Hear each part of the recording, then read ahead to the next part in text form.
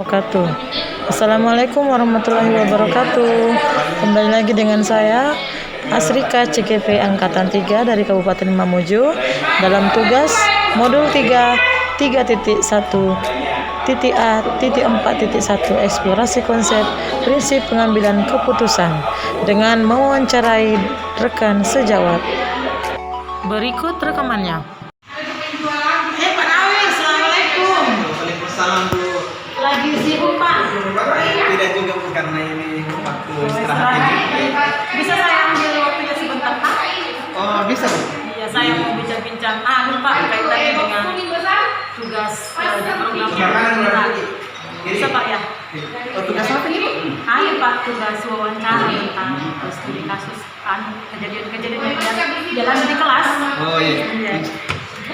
Mudah bisa membantu. Oh iya Pak. Jadi begini Pak, di sini ada kasus. Kira-kira nanti bagaimana tanggapan Bapak setelah mendengar cerita kasus ini? Iya. Jadi saya bacakan Pak ya. Iya. Jadi di sini kasus yang ada Tati adalah guru kelas 5 yang merupakan rekan kerja dari Bapak, yang mana sama-sama mengajar di kelas 5. Kelas 5. Ya, kelasnya paralel. Ya. Nah, ruangan kelas Ibu Tati persis berada di sebelah ruangan Bapak. Nah, jadi Ibu Tati terkenal di sekolah Bapak, terkenal sangat disiplin, cenderung galak, Ya, cenderung galak, ya. Pada sisi lainnya Ibu Tati juga bekerja keras, dan murid-muridnya pun selalu mendapatkan nilai yang sangat baik.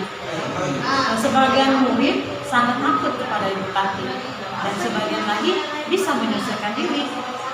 Nah, kepala sekolah saja Pak, ya, kepala sekolahnya Bapak dan orang tua murid juga sangat menghargai Ibu Tati. Nah, di sini Pak, suatu hari Bapak mendengar tangisan seorang murid dan pergi keluar untuk melihat asal suara tangisan tersebut.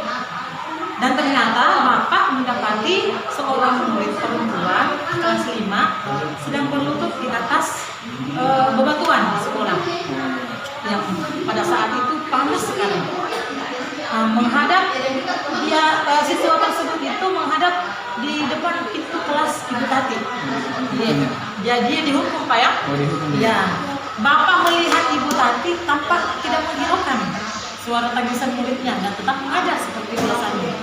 Namun Anda bisa melihat bahwa beberapa murid di kelas Ibu Tati mencoba mencuri pandangan keluar kelas melihat temannya yang sedang menangis dan berlutut di terik matahari. Nah, pertanyaannya Pak, apa yang harus Bapak lakukan? Ya, apa yang harus saya lakukan nih? Nah, kemudian sebagai yang menyaksikan kejadian ini. Kemudian apakah guru lain dapat menginterupsi menurut Bapak ya? Apakah guru lain dapat menginterupsi di mana saat itu ada guru lain yang memiliki wewenang atas kelas yang dipimpinnya? Maksudnya apakah Bapak dapat menginterupsi, bisa memberikan bisa mengambil alih kejadian itu, padahal kejadian itu terjadi pada saat teman Bapak di kelasnya ya. Kemudian yang berikut Pak, dalam kondisi ini apa yang bisa Bapak lakukan? Yang bisa Bapak lakukan.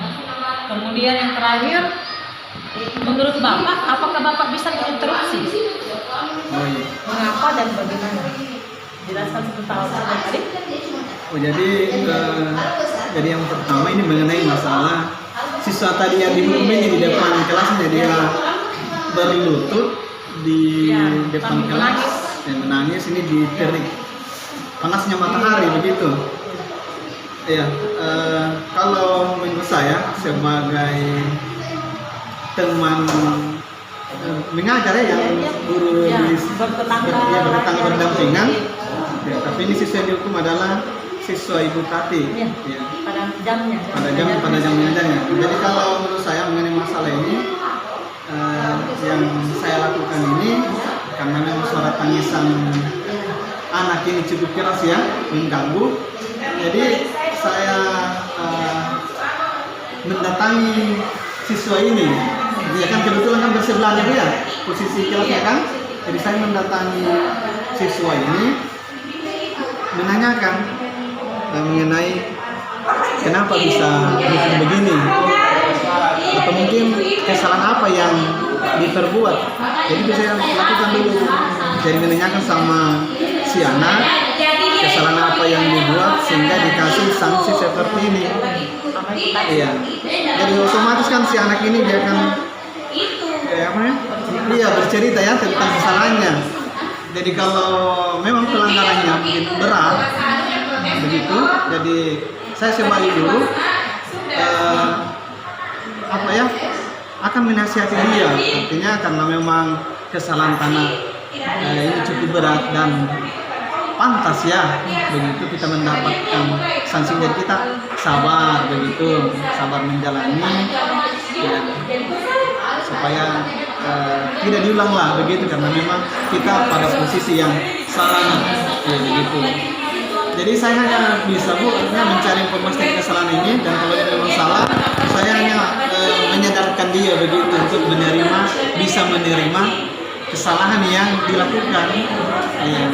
Karena menurut saya artinya siswa yang memang pelanggarannya berat itu wajar diberikan sanksi supaya teman-teman yang lain ini tidak melakukan hal yang sama. Itu saya mengenai tadi ini.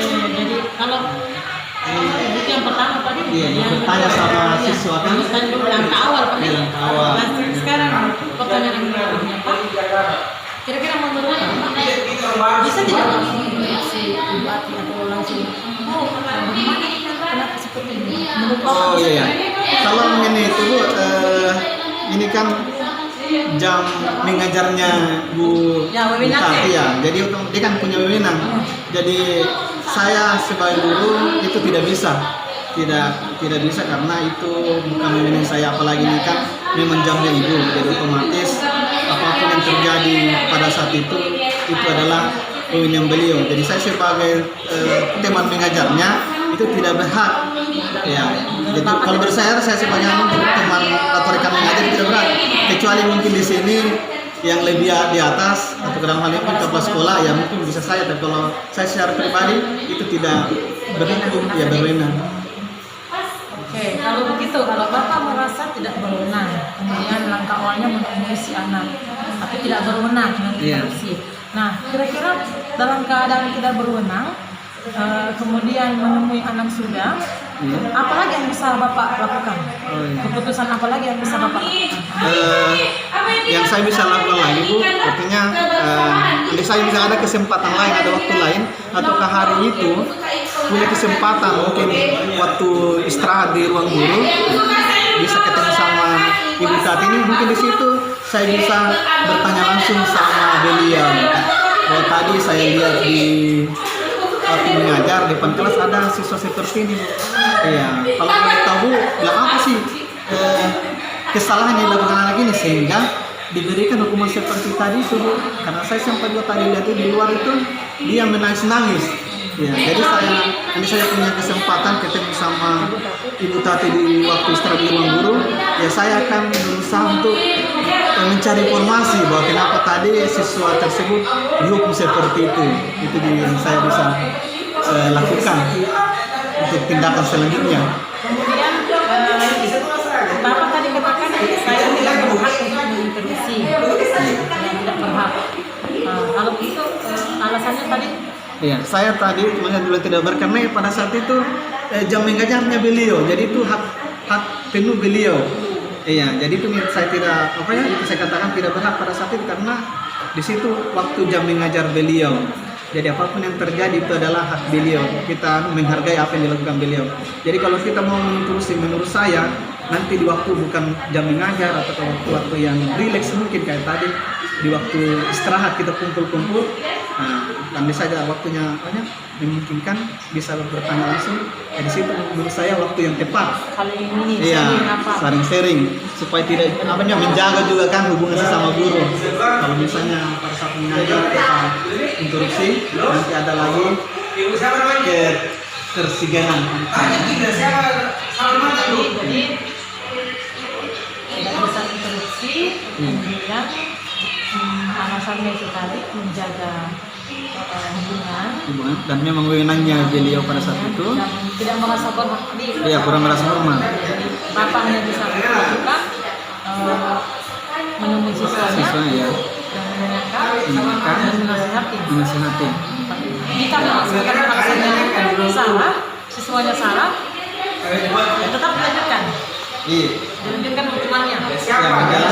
Menjalani ya sanksi yang diberikan oleh gurunya.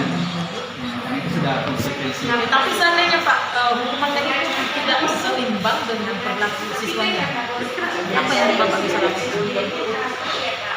Ketika ternyata sanksi yang diberikan guru itu tidak sesuai dengan tindakan ya pelanggaran, saya nanti waktu setelah jam mengajar baru bisa bicara sama guru. Untuk saat itu sama Ibu Tati. Kalau untuk saat itu memang saya tidak merasa berhak menghargai pimpinan beliau lah.